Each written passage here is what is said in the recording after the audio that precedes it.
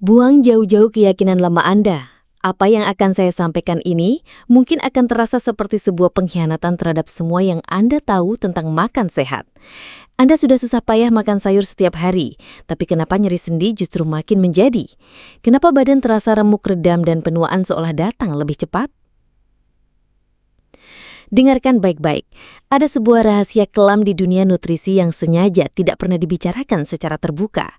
Sayuran yang selama ini Anda puja sebagai sumber kesehatan ternyata bisa menjadi musuh dalam selimut, pemicu utama peradangan kronis dan penuaan dini yang menggerogoti tubuh Anda dari dalam tanpa Anda sadari. Ini bukan teori konspirasi. Ini adalah kebenaran pahit yang saya saksikan sendiri dari ribuan pasien selama lebih dari 15 tahun praktek. Tonton video ini sampai detik terakhir, karena saya akan membongkar tuntas 5 sayuran sehat yang wajib Anda waspadai dan apa pengganti superiornya yang akan mengembalikan vitalitas Anda.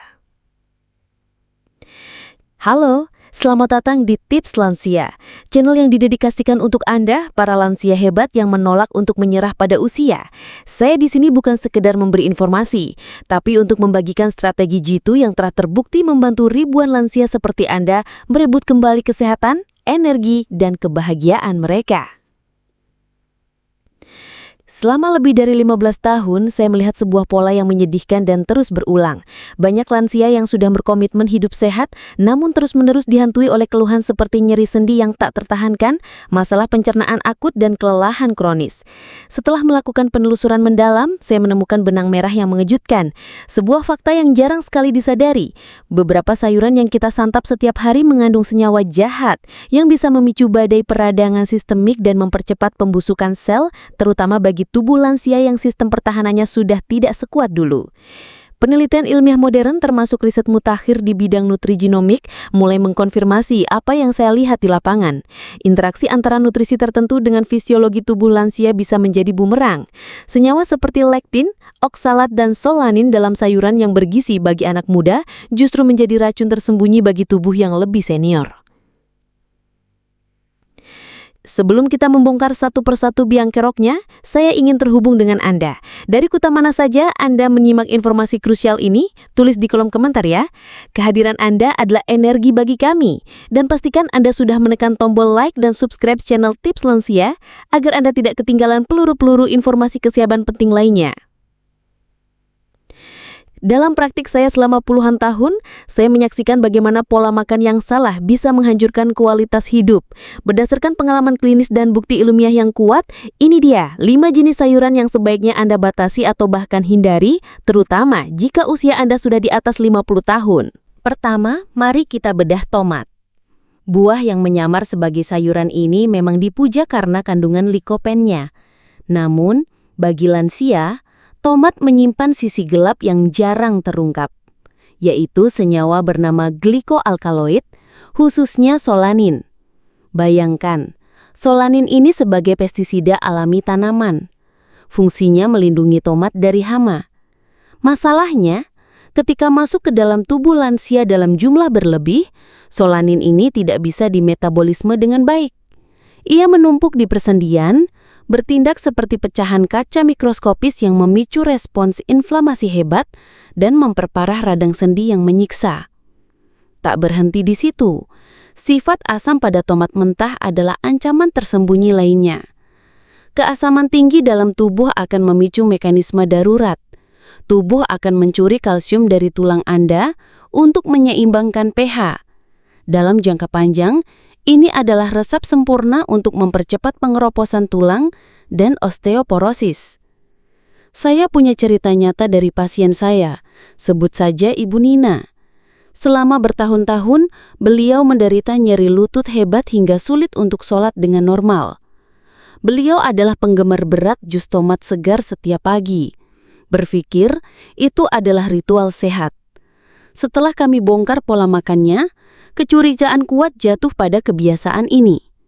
Setelah Ibu Nina berhenti total mengonsumsi tomat dan menggantinya dengan sumber antioksidan lain seperti buah bit atau blueberry, keajaiban terjadi.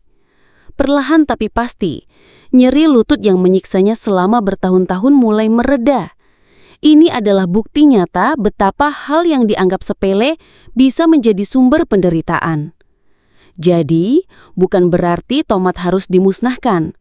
Tapi sadarilah, bagi tubuh lansia yang sensitif, terutama dengan riwayat nyeri sendi, tomat adalah zona merah. Jika harus mengonsumsi, masaklah hingga matang sempurna untuk mengurangi kadar solanin. Dan hentikan kebiasaan mengonsumsi tomat mentah setiap hari. Dengarkan tubuh Anda. Jika sendi terasa lebih kaku atau nyeri setelah makan tomat, itu adalah sinyal bahaya yang tidak boleh Anda abaikan. Kedua, bayam. Dikenal sebagai raja zat besi dan vitamin. Namun dalam wujud mentahnya, bayam adalah bom oksalat. Oksalat adalah senyawa antinutrisi yang bekerja dengan cara mengikat mineral vital seperti kalsium, membentuk kristal tajam yang tidak larut. Bagi tubuh lansia, ini adalah bencana ganda. Tumpukan kristal oksalat ini bisa mengendap di ginjal, menjadi cikal bakal batu ginjal yang luar biasa menyakitkan.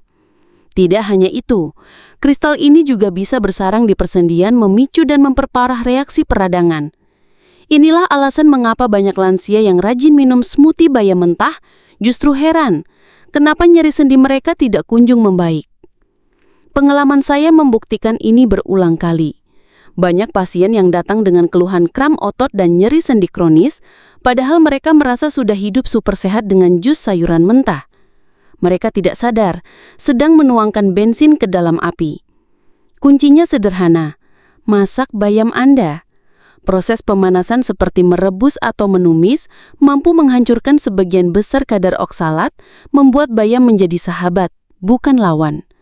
Dengan memasaknya, Anda tidak hanya menghindari bahaya oksalat, tapi juga membuat zat besinya lebih mudah diserap tubuh. Jadi, stop konsumsi bayam mentah.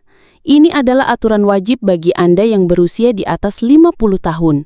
Ketiga, si cantik warna-warni, paprika. Di balik pesonanya, paprika menyimpan dua ancaman serius bagi lansia. Ancaman pertama adalah residu pestisida. Paprika terkenal sebagai salah satu sayuran yang paling kotor dan menyerap banyak pestisida.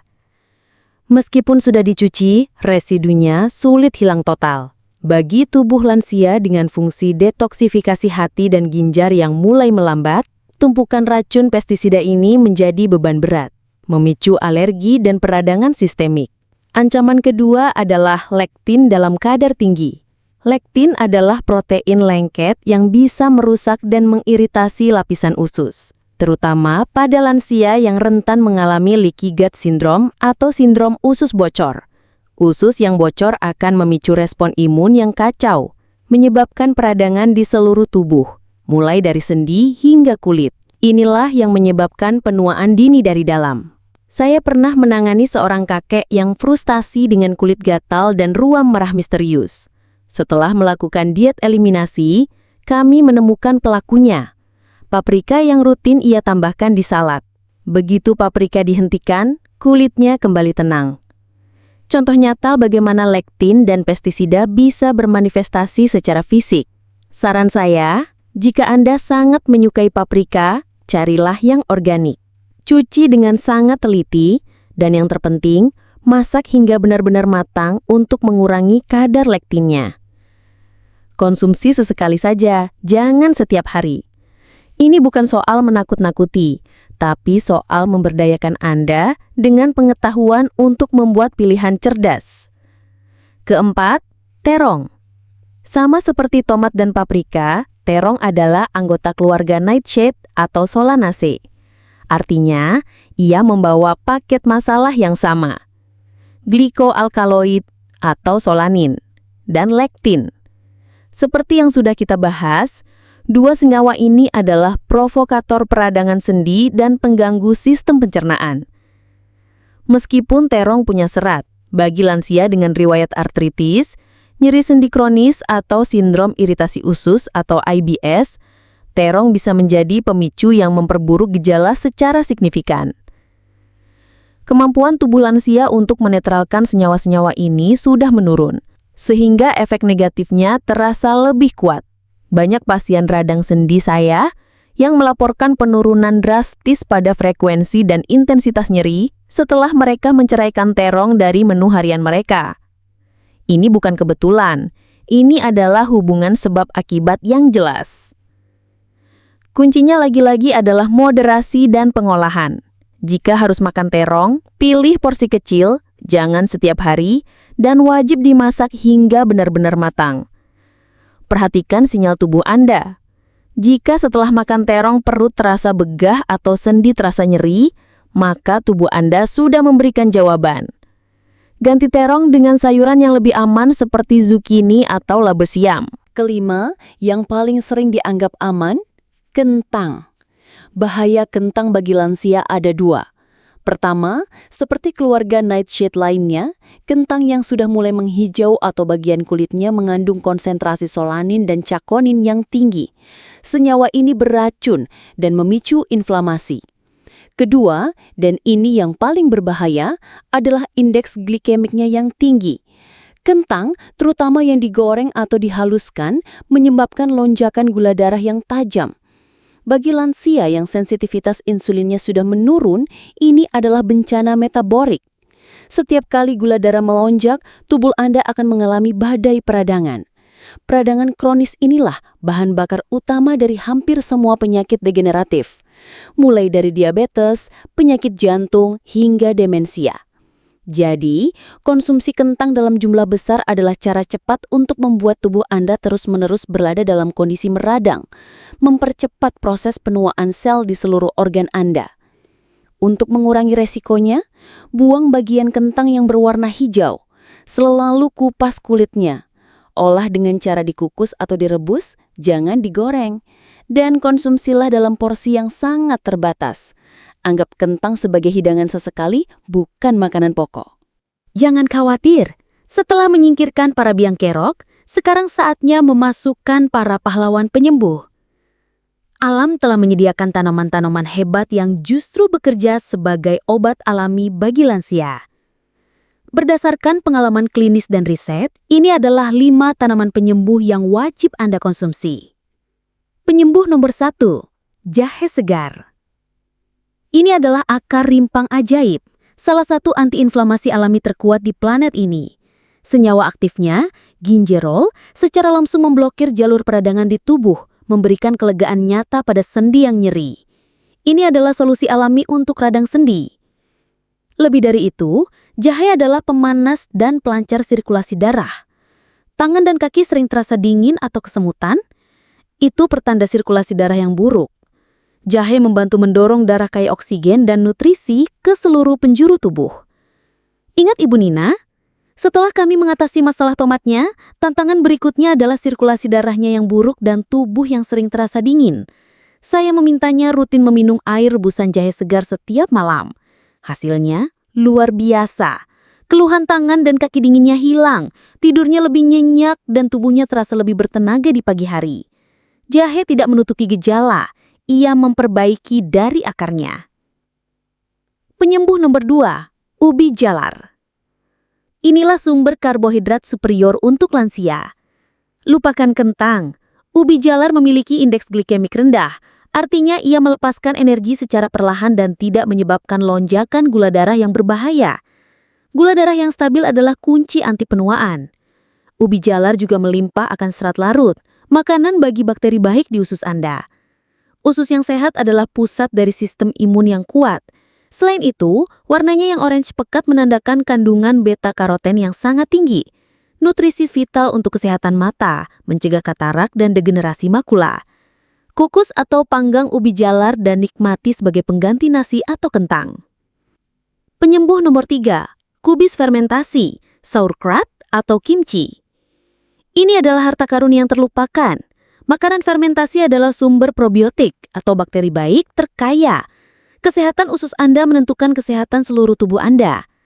Tapi ada satu lagi rahasia besar di dalam kubis fermentasi. Vitamin K2. Vitamin ini adalah polisi lalu lintas kalsium. Ia memastikan kalsium yang Anda konsumsi masuk ke tulang dan gigi, bukan mengendap di pembuluh darah dan menyebabkan pengapuran atau plak. Bagi lansia, vitamin K2 adalah nutrisi krusial untuk mencegah osteoporosis sekaligus penyakit jantung. Cukup konsumsi 1 atau 2 sendok makan setiap hari sebagai lauk. Penyembuh nomor 4, brokoli. Sayuran cruciferous ini adalah pembangkit tenaga. Brokoli kaya akan sulforafan, senyawa super yang terbukti memiliki sifat anti kanker dan anti-inflamasi poten. Sulforafan juga mengaktifkan jalur detoksifikasi alami di hati, membantu tubuh membersihkan racun yang mempercepat penuaan. Dikombinasikan dengan vitamin C dan K yang melimpah, brokoli adalah paket komplit untuk imunitas dan kesehatan tulang. Kukus sebentar saja untuk mengaktifkan sulforafannya tanpa merusak nutrisinya. Masukkan brokoli dalam menu Anda 2-3 kali seminggu untuk investasi kesehatan jangka panjang. Penyembuh kendak nomor 5, daun kelor. The Miracle Tree. Terakhir, sang pohon keajaiban. Daun kelor adalah salah satu makanan paling padat nutrisi di dunia. Kandungan vitamin A, C, E, K, kalsium, kalium, dan zat besinya jauh melampaui sayuran biasa. Kelor adalah gudang antioksidan dan senyawa antiinflamasi. Mengonsumsinya secara teratur sama dengan memberikan pasukan pelindung bagi sel-sel tubuh Anda dari serangan radikal bebas, secara efektif memperlambat proses penuaan dari level seluler. Riset juga menunjukkan kelor dapat membantu menstabilkan gula darah dan kolesterol. Cukup seduh bubuk daun kelor dengan air hangat setiap pagi, sebuah ritual sederhana untuk vitalitas luar biasa. Ingatlah, kesehatan di usia emas bukan takdir yang harus diterima pasrah, melainkan hasil dari pilihan cerdas yang kita buat setiap hari. Apa yang baik untuk tubuh usia 20 tahun belum tentu baik untuk tubuh usia 60 tahun ke atas. Dengan menyingkirkan para provokator peradangan dan menggantinya dengan para penyembuh alami, Anda akan merasakan perbedaan dramatis pada tingkat energi, nyeri sendi, dan kualitas hidup Anda secara keseluruhan. Perubahan kecil ini akan membawa dampak yang maha dahsyat. Sekarang, coba jujur, adakah dari 5 sayuran biang kerok tadi yang sering ibu dan bapak konsumsi? Mari kita bersama-sama membangun komunitas lansia yang sehat, kuat, dan berdaya. Jangan simpan informasi berharga ini untuk diri sendiri. Bagikan video ini di grup WhatsApp keluarga, di Facebook Anda, karena satu share dari Anda bisa menjadi jawaban doa bagi orang tua lain yang sedang menderita dalam diam.